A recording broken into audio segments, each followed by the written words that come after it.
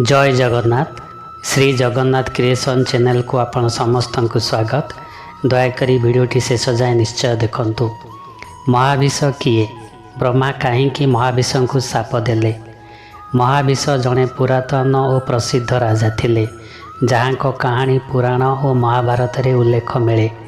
से इक्ष्वाकु वंशर एक शक्तिशाली और धर्मपरायण राजा थिले। तांकर तपस्या, यज्ञ और पुण्य कार्य द्वारा से स्वर्गलोक को प्राप्त करथिले। महाविष तांक जीवन में अनेक अश्वमेध यज्ञ और अन्यान्य पुण्य कार्य करथिले। यार फल से स्वर्ग रे स्थान पाइथिले और देवता मानक सहित वास करुथिले। एक दिन स्वर्ग रे समस्त देवता माने ब्रह्मा सभारे बसिथिले। सेथिरे गंगा देवी मध्य उपस्थित थिले। हठात जोर बतास बहिला और गंगा वस्त्र किछि हटिगला। समस्त देवता नजर नमाई लज्जा प्रकाश कले, किंतु महाविष गंगा रूप को निर्विकार भावे देखि रहिले।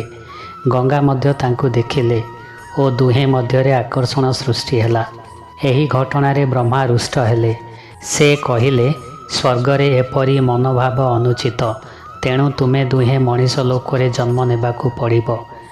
एही परी महाविष को मर्त्यलोक रे जन्म नेबा पई शाप मिलिला।